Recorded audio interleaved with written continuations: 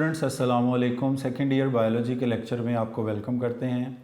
Dear students, chapter number 19 growth and development का हम पढ़ रहे हैं।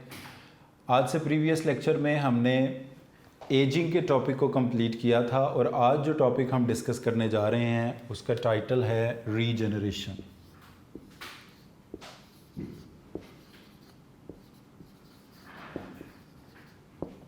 डियर स्टूडेंट्स, रीजनरेशन का मतलब है ability to regain the lost और इंजर्ड बॉडी पार्ट। तो हमने ये देखा है कि कुछ एनिमल्स में ये एबिलिटी पाई जाती है कि अगर उनका कोई ऑर्गन लॉस हो जाता है, कोई ऑर्गन इंजर्ड हो जाता है, तो वो अपने ऑर्गन को दोबारा बना सकते हैं। So dear students, ability to regain the lost body part, ability to regain lost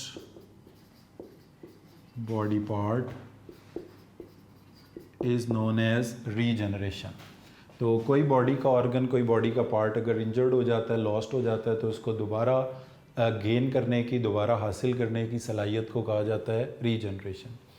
मगर रीजनरेशन का प्रोसेस जो है it is a slow process. ये स्लो प्रोसेस होता है, तो ग्रेजुअली वो ऑर्गेनिज़म अपने लॉस्ट बॉडी पार्ट को रीजनरेट करता है। और रीजनरेशन की जो पावर या कैपेबिलिटी है ये अनइक्वल है, यानी ऐसा नहीं है कि हर ऑर्गन ही बॉडी का रीजनरेट करता है। कुछ ऑर्गन के लिए ये एबिलिटी प्रेजेंट होती है और कुछ ऑर्गन में ये एबिलिटी एब्सेंट होती है।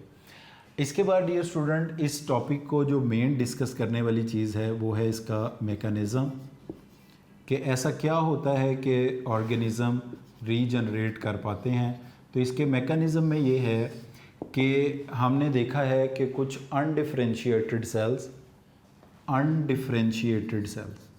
जब किसी डिफरेंशिएटेड सेल्स में चेंज होते हैं,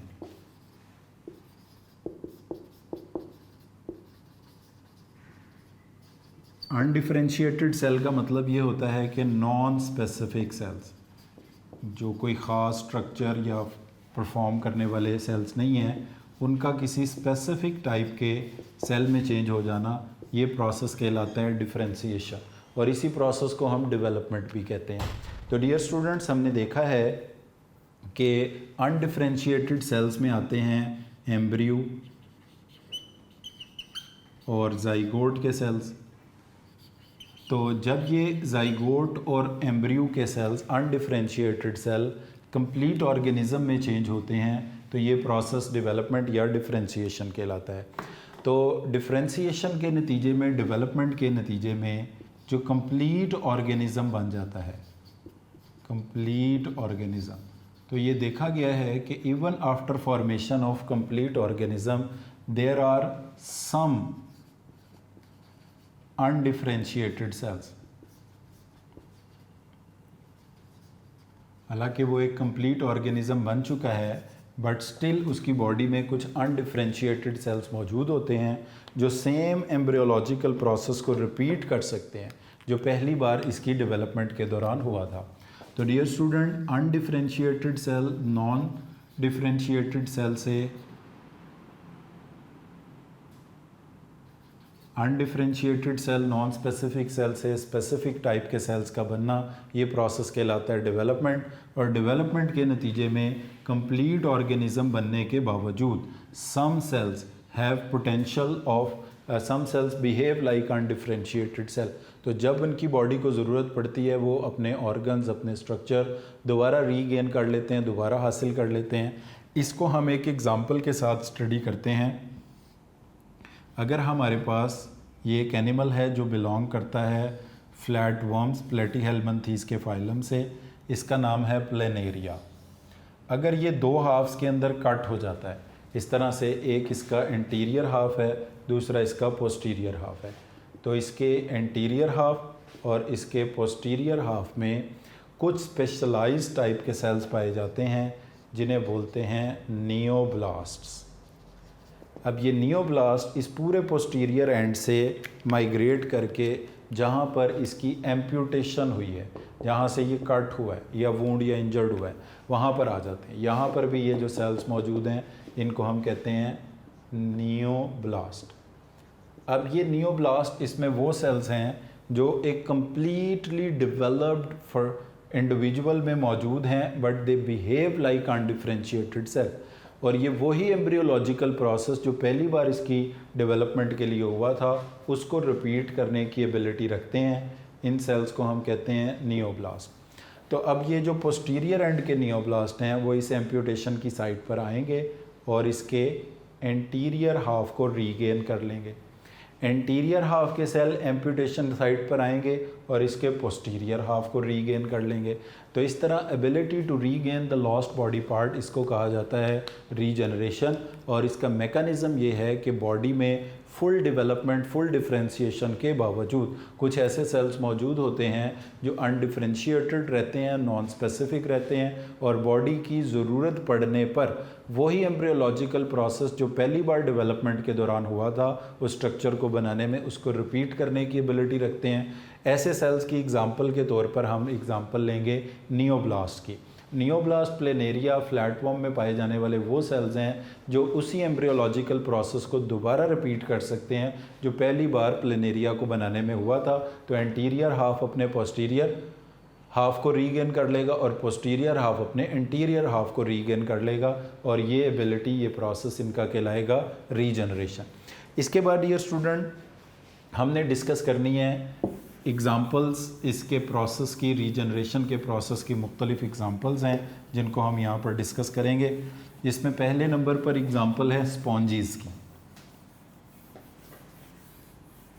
तो स्पॉन्जीज़ जो हैं they have the ability to regenerate. Sponges के अंदर ये एबिलिटी है कि वो रीजनरेट कर सकते हैं। स्पॉन्जीज़ डियर स्टूडेंट्स बिलोंग करते हैं फाइलम पॉरीफेरा से। स्पॉन्जीज़ उन एनिमल्स को कहते हैं जिनकी बॉडी पे बहुत सारे पोर्स होते हैं, जिसमें साइकोन, स्पॉन्जिला, ल्यूकोसिलिनिया, यूप्लेक्ट्रिला, ये इनकी एग्जांपल्स में लिए जा सकते हैं। तो स्पॉन्जीज़ अगर कोई टूट जाते हैं, कट हो जाते हैं, इंजर्ड हो जाते हैं, तो अपने ये जो पार्ट लॉस किया है उसको दोबारा हासिल कर सकते हैं, रीगेन कर सकते हैं। ऑल्दो कि ये प्रोसेस जो है वो स्लो प्रोसेस होता है, बट दे कैन रीजनरेट। इसके बाद नेक्स्ट एग्जांपल में हम बात करेंगे pincer claws of lobster.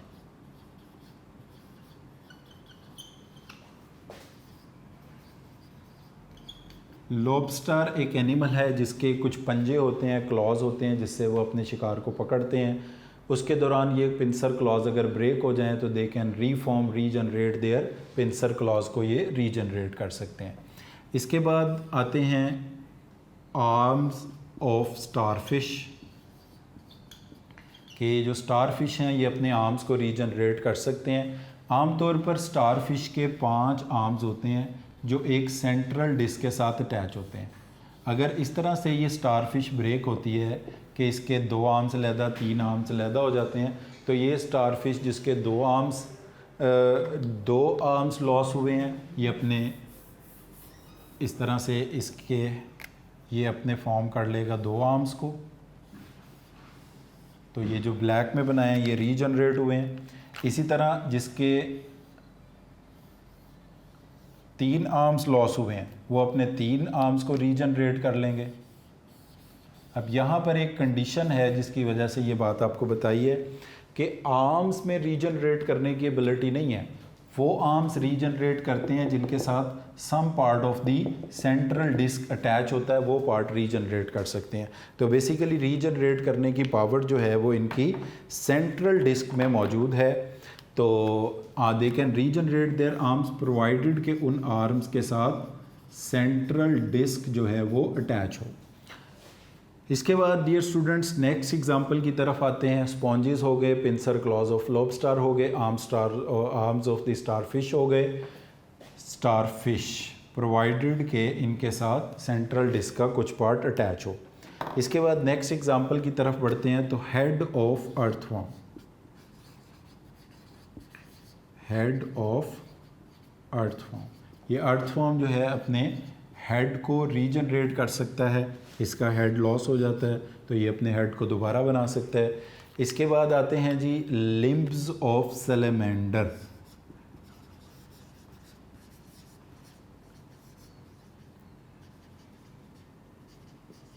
Limbs of salamander हैं tail of lizard,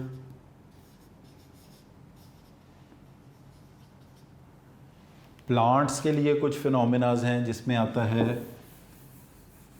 vegetative propagation,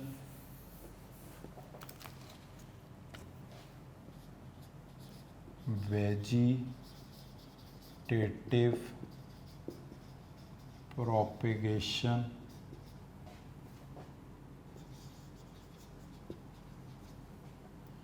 उसके बाद आता है प्लेनेरिया, और प्लेनेरिया के ख़ास तौर पर नियोब्लास्ट्स का ज़िक्र जो है वो हम करेंगे यहाँ पे। तो ये वो एग्ज़ाम्पल्स हैं जो हमारी बुक में डिस्कस की गई हैं रीजनरेशन के हवाले से। कुछ पार्ट इसमें बुक से भी देख लेते हैं। जैसे नंबर 1 पर सबसे पहले है डेफिनेशन, एबिलिटी टू रीगेन और recover the lost injured part of the body is called regeneration. तो पहले नंबर पर इसकी एग्जांपल में स्पॉन्जिस हमने बात की जिनका फाइलम पॉरीफेरा है, जिनकी बॉडी पे बहुत ज़्यादा पोर्स होते हैं, ये रीजनरेट करने की कैपेबिलिटी रखते हैं। इवन के एक स्मॉल पार्ट से कंप्लीट स्पॉन्ज भी जो है इसमें वो ग्रो हो सकता है। हाउएवर ये प्रोसेस स्लो होता है और इसमें कई साल का टाइम चाहिए होता है। Lobster loses is pincer clause, तो ये इनको रीजनरेट कर सकते हैं। स्टार फिश अपने आर्म्स को रीजनरेट कर सकते हैं प्रोवाइडेड कि उनके साथ सेंट्रल डिस्क या इसका कुछ पार्ट अटैच हो। इसके बाद हेड ऑफ द अर्थवॉर्म, ये अपने हेड को रीजनरेट कर सकते हैं। लिम्स रीजनरेट हो सकते हैं सैलमेंडर के एट वेरियस एजेस। इसके बाद आते हैं जी एम्फीबियंस में आता है ये सैलमेंडर भी, तो लिम्स के अलावा भी कुछ पार्ट रीजनरेट हो सकते हैं जैसे कि tail in the larva of amphibian and in lizard. Lizard can easily discard its tail and can regenerate it, मतलब लिजर्ड अपनी टेल को रीजनरेट कर सकता है। Healing of fracture and healing of skin wounds, तो ये हमने नहीं लिखा था, ये भी लिख लेते हैं। तो हीलिंग ऑफ वुंड्स, कोई से भी जो वुंड्स हैं ख़ास तौर पर जो फ्रैक्चर का है बोन का, फ्रैक्चर ऑफ बोन और स्किन के जो वुंड्स हैं इनका हीलिंग जो है ये भी रीजनरेशन की एग्जांपल में आता है। बोन रीजनरेट हो जाती है फ्रैक्चर्ड वाली साइड पे, या स्किन रीजनरेट हो जाती है वुंडेड साइड के ऊपर। इसी तरह प्लांट्स में हम बात करते हैं तो वेजिटेटिव प्रोपिगेशन की, और इसका मतलब ये होता है कि किसी रूट से, स्टेम से, किसी प्लांट के पार्ट से कंप्लीट प्लांट बनना है। मसलन अगर आप किसी प्लांट का स्टेम ज़मीन में डालते हैं तो उसकी रूट, उसका लीफ लॉस था, शूट लॉस थी, वो दोबारा बना ले। तो वेजिटेटिव प्रोपिगेशन की जो बेसिस है वो भी रीजनरेशन है। ये अक्सर MCQ भी आता है कि basis of vegetative propagation is plant is the process of, तो वो कौन सा प्रोसेस है? रीजनरेशन है। उसके बाद ये प्लेनेरिया की एग्जांपल हमने इन डिटेल डिस्कस की, और इनमें अनस्पेशलाइज्ड सेल्स जो पाए जाते हैं उन्हें कहते हैं नियोब्लास्ट, तो इनको भी हमने डिस्कस किया। तो डियर स्टूडेंट, इस टॉपिक में रीजनरेशन की डेफिनेशन और ये एग्जांपल्स ही हैं जिनको आपने एलैबोरेट करना है। एक बार फिर मैं आपको ये एग्जांपल्स बता देता हूँ, जिसमें नंबर 1 है स्पॉन्जिस, पॉरीफेरा से बिलोंग करते हैं और इवन कंप्लीट ऑर्गेनिज्म भी बन सकता है रीजनरेशन से। Pincer claws of lobster second example है।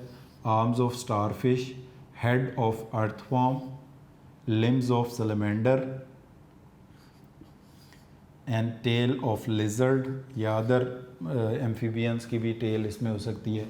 वेजिटेटिव प्रोपिगेशन है 7th नंबर पे, और 8th नंबर पे प्लेनेरिया है, और 9th पर है healing of fracture bones and skin bone. तो dear student, all these are examples of the regeneration. इसके बाद लास्ट टॉपिक है इस चैप्टर का जिसको हम कहते हैं डेवलपमेंटल एबनॉर्मेलिटीज़ का। ये भी बहुत इजी टॉपिक है। ये लास्ट 3 टॉपिक्स जो हैं जिसमें एजिंग, रीजनरेशन अभी हमने पढ़ा, एजिंग पिछले लेक्चर में पढ़ा था, और एक आखिरी अभी डिस्कस करने जा रहे हैं डेवलपमेंटल एबनॉर्मेलिटीज़ का। बहुत इंपॉर्टेंट टॉपिक हैं ये, एग्जामिनेशन पॉइंट ऑफ व्यू से ज़रूर चांसेस होते हैं कि इनमें से कुछ ना कुछ एग्ज़ाम में आए। तो लास्ट टॉपिक है जी चैप्टर का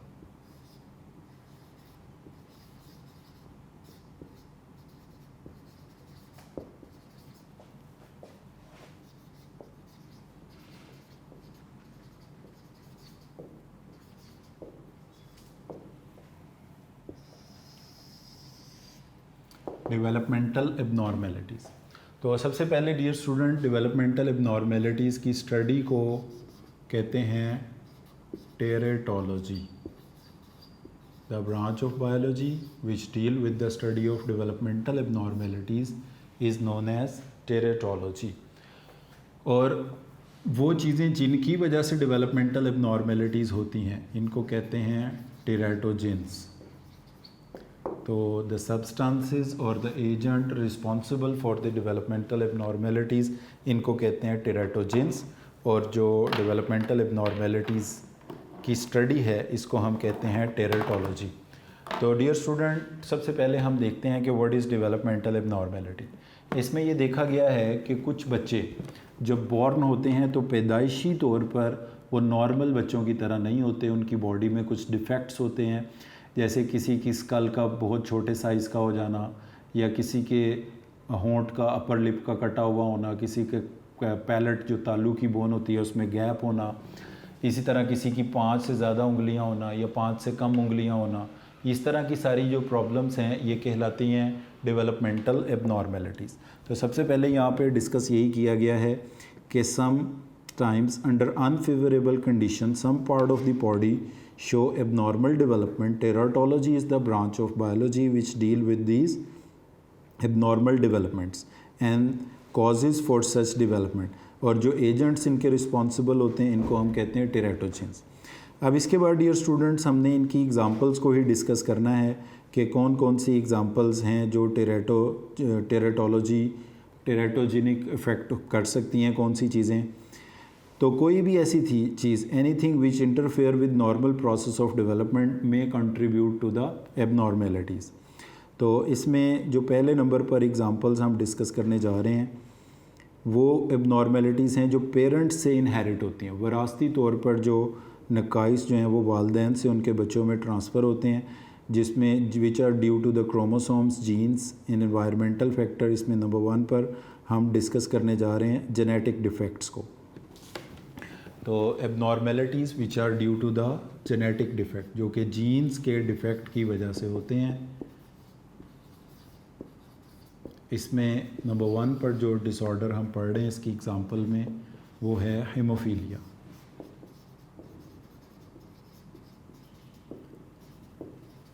हीमोफीलिया डियर स्टूडेंट उस बीमारी को कहते हैं जिसमें ब्लड क्लॉट नहीं होता. If blood fails to clot तो इस कंडीशन को हम कहते हैं हीमोफीलिया. कोई भी माइनर सा कट, इंजरी, वूंड लगेगा, उससे खून बहता रहेगा और इवन इतनी ब्लीडिंग होगी कि उस पर्सन की डेथ भी हो सकती है. तो डियर स्टूडेंट, हीमोफीलिया में ये देखा गया है कि कुछ फैक्टर्स इन्वॉल्व होते हैं जो कि ब्लड क्लॉटिंग कराते हैं. टोटल 12 फैक्टर्स हैं जो कि ब्लड क्लॉटिंग के रिस्पॉन्सिबल होते हैं. उसमें से ज़्यादातर लोगों में फैक्टर नंबर 8 की कमी होती है. जिन लोगों में फैक्टर 8 की कमी हो इनको कहते हैं they are suffering from haemophilia A, और 80% लोगों को हीमोफीलिया ए ही होता है. जिन लोगों में फैक्टर 9 की कमी हो इनको कहते हैं हीमोफीलिया बी, और 20% लोगों में हीमोफीलिया बी होता है. जिनमें फैक्टर 11 की कमी हो इनको कहते हैं हीमोफीलिया सी, और 1% से भी कम लोगों में हीमोफीलिया सी होता है. बहरहाल हीमोफीलिया ए, बी, सी, ये इसकी 3 टाइप्स हैं. ए फैक्टर 8 की कमी से होता है, बी फैक्टर 9 की, और सी फैक्टर 11 की. हीमोफीलिया की डिज़ीज़ में होता क्या है, ब्लड फेल्स टू क्लॉट. इस बीमारी में ब्लड क्लॉट नहीं होता. अब कोई पर्सन हीमोफिलिक है या उसके होने के चांस कितने हैं ये डिपेंड करता है उन जीन्स पे जो अपनी वो मदर फादर से इनहेरिट करते हैं. अब इसमें हम जो नॉर्मल जीन्स होते हैं उनको रिप्रेजेंट करते हैं कैपिटल अल्फ़ाबेट से, और जो हीमोफिलिक के लिए होते हैं यानी बीमार के लिए होते हैं उनको हम रिप्रेजेंट करते हैं स्मॉल एच से. और आमतौर पर ये एक्स क्रोमोसोम पर होता है. तो अगर हम फीमेल्स की बात करेंगे तो 3 पॉसिबिलिटीज़ होती हैं फीमेल्स में हीमोफीलिया के हवाले से. XX फीमेल्स का कॉम्बिनेशन है, capital H, XX capital H, small H, XX small H. अगर दोनों कैपिटल एच वाली फ़ीमेल हैं तो ऐसी फ़ीमेल्स होंगी नॉर्मल, इन्हें हीमोफीलिया नहीं होगा. अगर एक कैपिटल एच एक स्मॉल एच है तो ऐसी फ़ीमेल्स को कैरियर कहेंगे हम. कैरियर का मतलब ये होता है कि इनको ख़ुद को तो कोई बीमारी नहीं होगी मगर इनके बच्चों में ये स्मॉल एच वाला हीमोफिलिक जीन जा सकता है. और अगर ये स्मॉल एच होंगे तो फिर ये हेमोफिलिक कहलाएंगे। इसी तरह जो मेल्स हैं उनमें अगर तो X और Y होता है, X के ऊपर या कैपिटल H होगा या स्मॉल h, यानी मेल्स या तो नॉर्मल होंगे या होंगे हेमोफिलिक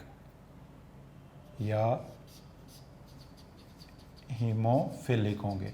और हेमोफिलिक जो मेल्स होंगे उनके चांस ज़्यादा होते हैं एज़ कम्पेयर टू फीमेल, क्योंकि उसकी वजह यह है कि मेल्स में एक एक्स क्रोमोसोम ही हीमोफीलिया कॉज कर सकता है। तो ये एक जेनेटिक डिसऑर्डर है जो इस बात पर डिपेंड करता है कि कोई पर्सन अपने पेरेंट्स से कौन से जीन्स इनहेरिट करता है। इसके बाद डियर स्टूडेंट्स हम आते हैं क्रोमोसोमल एबनॉर्मेलिटीज़ की तरफ, जो दूसरी कॉज है। और इसमें हाँ ये भी इसमें ये डोमिनेंट और रिसेसिव, यानी ये देखें ये जो कैपिटल एच में लिखा जाता है ये डोमिनेंट है, यानी नॉर्मल पर्सन जो हैं वो डोमिनेंट होते हैं, और जो हीमोफिलिक हैं वो स्मॉल एच से लिखा गया है, इसका मतलब ये रिसेसिव है। अब कोई फीमेल तब होंगी जब दोनों हीमोफिलिक जब दोनों अलील सेम होंगे। अगर दोनों अलील सेम होते हैं तो इस कंडीशन को हम कहते हैं होमोजाइगस। जैसे ये होमोजाइगस नॉर्मल है, ये भी होमोजाइगस नॉर्मल है, मगर इसमें एक कैपिटल एच और स्मॉल एच है, इसको कहते हैं हेट्रोजाइगस। जबकि मेल्स में ये होमो हेट्रोजाइगस नहीं होते, क्योंकि एक पर अलील होता है दूसरे पर होता ही नहीं। इस कंडीशन को कहते हैं हेमीजाइगस। तो ये इस बात पर डिपेंड, मेल तो होते ही हेमीजाइगस है, नॉर्मल भी और हीमोफिलिक भी। फीमेल्स होमोजाइगस नॉर्मल भी हो सकती हैं, होमोजाइगस हीमोफिलिक भी, मगर फीमेल्स जो हेट्रोजाइगस होंगी वो कैरियर ही होंगी, उनको हीमोफीलिया नहीं हो सकता, ना वो नॉर्मल हो सकती हैं। तो ये डिसऑर्डर था जो जेनेटिक डिफेक्ट की एग्जांपल में था। इसके बाद नेक्स्ट डियर स्टूडेंट हम पढ़ेंगे क्रोमोसोमल एबनॉर्मेलिटीज़ को। क्रोमोसोमल एबनॉर्मेलिटीज़ में जो चीज़ हम डिस्कस करने जा रहे हैं वो है क्रोमोसोमल नॉन डिसजंक्शन। आम तौर पर हम ये देखते हैं कि जब कोई भी सेल मियोसिस से डिवाइड करता है तो उसके अंदर क्रोमोसोम्स जो है ना वो बराबर बराबर अलहदा हो जाते हैं, यानी एक डिप्लॉइड सेल होता है, उससे दो हैप्लॉइड सेल वजूद में आते हैं, क्रोमोसोम आधे आधे हो गए। इसको हम नाम देते हैं डिसजंक्शन का। डिसजंक्शन का मतलब है इक्वल सेग्रीगेशन और सेपरेशन ऑफ क्रोमोसोम। अगर ऐसा होता है कि किसी एक सेल के अंदर क्रोमोसोम ज़्यादा हो जाते हैं, यानी n-1 कम हो गए, n+1 ज़्यादा हो गए। अगर ज़्यादा हो जाते हैं तो इस कंडीशन को कहते हैं ट्राइसोमी, और अगर कम हो जाते हैं तो इस कंडीशन को कहते हैं मोनोसोमी। n-1 का मतलब है मोनोसोमी, n+1 का मतलब है ट्राई। अब इस कंडीशन में क्रोमोसोम अनइक्वली सेग्रीगेट सेपरेट हुए हैं, तो इस कंडीशन को डियर स्टूडेंट हम बोलेंगे नॉन डिसजंक्शन। ये कहलाएगा नॉन डिसजंक्शन। तो क्रोमोसोमल एबनॉर्मेलिटीज़ होती है नॉन डिसजंक्शन की वजह से, जिसकी कुछ एग्जांपल्स यहाँ पर दी गई हैं।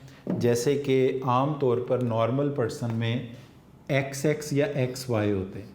XX हों, देखिए 44 क्रोमोसोम के साथ 2X हों तो टोटल कितने हो गए 46। ये होते हैं फीमेल्स, नॉर्मल फीमेल।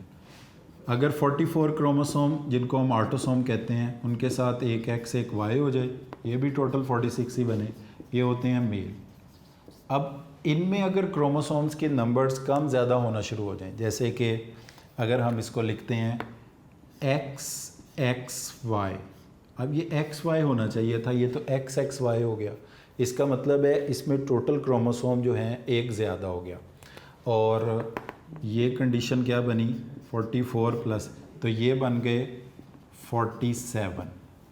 इसी तरह कुछ लोगों में 44 प्लस X0, यानी ये क्या बन गए 45। कुछ लोगों में क्या होगा 44 प्लस XYY, एक Y की बजाय 2Y हो गए 47। तो जिसके 46 से कम या ज़्यादा होंगे वो कहलाएंगे they are suffering from chromosomal abnormalities, जिसका नाम है नॉन डिसजंक्शन। अब इन डिसऑर्डर्स के कुछ नेम्स हैं, वो भी मैं आपके सामने लिख देता हूँ। अगर किसी पर्सन में एक्स्ट्रा X क्रोमोसोम आ जाता है तो इस कंडीशन को हम कहते हैं क्लाइन फेल्टर्स सिंड्रोम। क्लाइनफेल्टर सिंड्रोम के कुछ सिम्टम्स हैं, इसमें कद लंबा होता है और इसमें मेल एक्सटर्नल जेनिटेलिया तो होता है बट टेस्टिस नहीं होते, नो स्पर्म्स ऑन इजैकुलेशन, और इनके जो शोल्डर्स हैं वो नैरो होते हैं, पेल्विस ब्रॉड होता है, फीमेल्स की तरह मेमोरी ग्लैंड्स डेवलप होते हैं, कद ज़्यादा होता है इनका क्लाइनफेल्टर सिंड्रोम में। जैकब सिंड्रोम, इसको 45 क्रोमोसोम हो तो इस कंडीशन को कहते हैं टर्नर्स सिंड्रोम, और इसमें कद छोटा होता है, ये फीमेल्स होते हैं मगर इनफर्टाइल होते हैं, आगे रिप्रोड्यूस करने के काबिल नहीं होते। और 47 में वाई एक्स्ट्रा हो तो इस कंडीशन को कहते हैं जैकब्स सिंड्रोम। इनके बारे में एक दो लाइनें आपकी बुक में बताई गई हैं कि ये एग्रेसिव होते हैं, इनमें एंटी सोशल बिहेवियर होता है और क्रिमिनल टेंडेंसीज इनके अंदर पाई जाती हैं। तो ये इनके MCQ पूछे जाते हैं इस तरह के कि XXY यानी एक क्रोमोसोम एक्स्ट्रा ज़्यादा हो X, तो इसको कहते हैं क्लाइनफेल्टर, और आपको बताया कि जिसमें ज़्यादा होते हैं ये ट्राइसोमी कहलाते हैं, यानी ट्राइसोमी है। जिसमें कम होते हैं इसको मोनोसोमी कहते हैं। तो टर्नर सिंड्रोम मोनोसोमी है, जैकब सिंड्रोम भी क्या होगी, ट्राइसोमी, क्योंकि इसमें 47 से ज़्यादा है। तो जिसमें क्रोमोसोम बढ़ जाएं वो ट्राइसोमी, जिसमें कम हो जाएं वो मोनोसोमी से कहते हैं। XXY क्लाइनफेल्टर को कहते हैं, X0 जिसको लिखते हैं टर्नर को कहते हैं, XYY जिसमें Y, तो टॉलनेस होती है इसमें जैकब्स में, aggressiveness, mental defect, anti social, यानी ये सोसाइटी में रहने के काबिल नहीं होते, क्रिमिनल टेंडेंसीज इनके अंदर बहुत ज़्यादा पाई जाती हैं। इसके बाद डियर स्टूडेंट दो चीज़ें हो गई, क्रोमोसोमल एबनॉर्मेलिटीज़ और जेनेटिक डिसऑर्डर्स के बाद अब हम आते हैं एनवायरमेंटल फैक्टर्स की तरफ। तो वो डेवलपमेंटल एबनॉर्मेलिटीज़ जो एनवायरमेंटल फैक्टर्स की वजह से होती हैं उसमें इन्वॉल्व हैं रेस, और रेस कॉज करती हैं म्यूटेशन।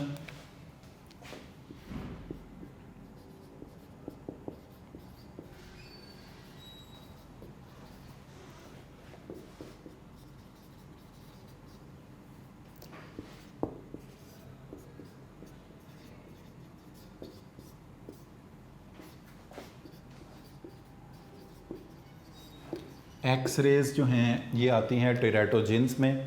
तो डियर स्टूडेंट एक्स रेज या इस तरह की कोई और environmental factor causing contributing to the abnormal development, जैसे कि आयोनाइजिंग रेज हैं, ये इलेक्ट्रॉन बीम होते हैं, आपको पता है ये जिस चीज़ पे स्ट्राइक करते हैं वहाँ से इलेक्ट्रॉन्स को रिमूव कर देते हैं, आयोनाइज कर देते हैं एक्स रेज। तो ये कैंसर कॉजिंग भी हैं, टेराटोजिन्स भी हैं, म्यूटेशन म्यूटाजिन्स भी हैं, बिकॉज ये जब भी DNA के ऊपर एग या स्पर्म के ऊपर फॉल करती हैं, स्पर्मेटोजोन एग स्पर्म को कहते हैं, एग ओवम, तो इनके अंदर DNA में जीन्स में चेंजेस ले आते हैं, जिसकी वजह से फिर जब वो फर्टिलाइज होकर जाइगोट और न्यू ऑर्गेनिज्म में डेवलप होते हैं उसमें भी कोई डिफेक्ट पैदा हो जाता है। न्यूट्रिशनल डेफिशिएंसीज़ हैं, ख़ास तौर पर वाइटामिन्स की और ट्रेस एलिमेंट्स की जो डेफिशिएंसी हैं। इसके बाद न्यूट्रिशनल,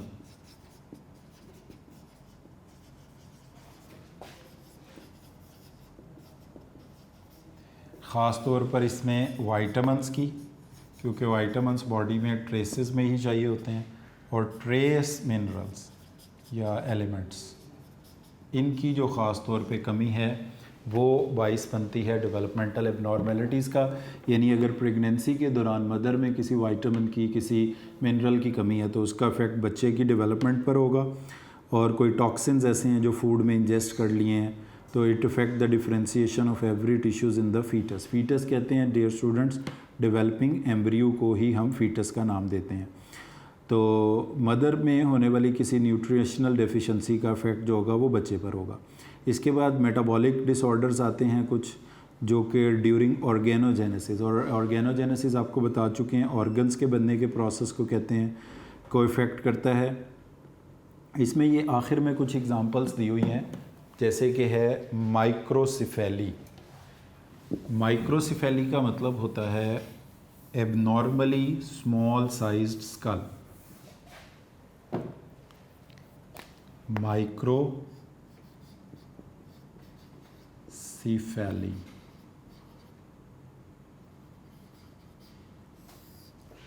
एबनॉर्मली स्मॉल स्कल को कहते हैं। ये एक जेनेटिक डिफेक्ट है जिसमें स्कल बहुत छोटी होती है। स्कल के छोटे रहने की वजह से ब्रेन भी नहीं प्रॉपरली डेवलप होता, साइज़ में बड़ा होता, ग्रोन अप होता। तो ये एक मेंटल डिफेक्ट भी है और पैदाइशी तौर पर ये नुक्स होता है। इसके बाद आता है क्लेफ्ट लिप। क्लेफ्ट कहते हैं गैप को। तो लिप होंठ दरमियान से कटा हुआ होता है। इसी तरह एक और इससे मिलता जुलता डिसऑर्डर है, उसको कहते हैं क्लेफ्ट पैलेट। उसमें पैलेट में तालू में गैप होता है, तालू की हड्डियाँ आपस में नहीं जुड़ी होती, उनके दरमियान गैप होता है। तो कोई भी चीज़ खाने से निगलने से वो आपके लंग्स की तरफ चली जाती हैं। तो ऐसे बच्चों को लंग्स के इन्फेक्शन होने के बहुत ज़्यादा चांस होते हैं। और पॉलीडेक्टाइल, आमतौर पर हर पर्सन जो होता है उसमें 5 उंगलियां होती हैं। 5 उंगलियों वाले को कहते हैं पेंटाडेक्टाइल नॉर्मल जो होता है। पेंटा का मतलब होता है 5 और डेक्टाइल कहते हैं उंगलियों को, डिजिट्स को। जिनकी 5 से कम हो उनको कहते हैं सिनडेक्टाइल, उंगलियां जुड़ी हैं 1 या 2। और जिनकी 5 से ज़्यादा हों इसको हम कहते हैं पॉलीडेक्टाइल, 6 उंगलियां हैं, 7 हैं। तो पेंटाडेक्टाइल तो नॉर्मल है, सिनडेक्टाइल और पॉलीडेक्टाइल ये डिसऑर्डर हैं जिसमें उंगलियां 5 से ज़्यादा हो तो पॉलीडेक्टाइल, 5 से कम हो तो इसको हम कहते हैं सिनडेक्टाइल। तो डियर स्टूडेंट्स, आपने देखा कि डेवलपमेंटल एबनॉर्मेलिटीज़ के टॉपिक में जो मेन पॉइंट्स हैं, हम बुक से भी कुछ इन पॉइंट्स को रिव्यू कर लेते हैं। सबसे पहले ये लास्ट का पॉइंट देख लें, microcephaly the individuals are born with small skull. इसको माइक्रोसिफेली कहते हैं क्योंकि ये अक्सर MCQ आ जाता है। The individuals born with small skull are known as microcephalic. Individual with cleft palate have their upper lip folded और इंडिविजुअल हैज़ हेयर लिप, यानी खरगोश की तरह इनका जो हेयर है वो फोल्डेड होता है। इसी तरह कंडीशंस विद फिंगर्स मोर और लेस देन 5 इन हैंड और फीट, मोर हों तो इसको कहते हैं पॉलीडेक्टाइल और कम हो तो इसको कहते हैं सिनडेक्टाइल, SYN, और अगर 5 हो तो इसको कहते हैं पेंटाडेक्टाइल। अब ज़रा टॉपिक के स्टार्ट से देख लें। टेराटोलॉजी उस ब्रांच को कहते हैं जिसमें डेवलपमेंट की एबनॉर्मेलिटीज़ को स्टडी किया जाता है। इन एबनॉर्मेलिटीज़ में पहले नंबर पर हीमोफीलिया जेनेटिक डिफेक्ट की एग्जांपल के तौर पे दिया हुआ है। क्रोमोसोमल एबनॉर्मेलिटीज़ में 3 हैं, टर्नर, क्लाइनफेल्टर और जैकब सिंड्रोम। और एनवायरमेंटल फैक्टर में एक्स-रेज हैं, न्यूट्रिशनल डेफिशिएंसीज हैं, कुछ मेटाबॉलिक डिसऑर्डर्स हैं। और लास्ट में ये टर्म्स जो हैं वो 3 टर्म्स माइक्रोसिफेली, क्लेफ्ट पैलेट और सिनडेक्टाइल और पॉलीडेक्टाइल, नॉर्मल हो तो पेंटाडेक्टाइल इसे कहते हैं। तो यहाँ पर डियर स्टूडेंट हमारा ये चैप्टर भी कंप्लीट हो गया और हमारा आज का टॉपिक भी कंप्लीट हो गया। तो आज के लेक्चर को डियर स्टूडेंट्स हम इधर ही वाइंड अप करते हैं। Thank you very much for today.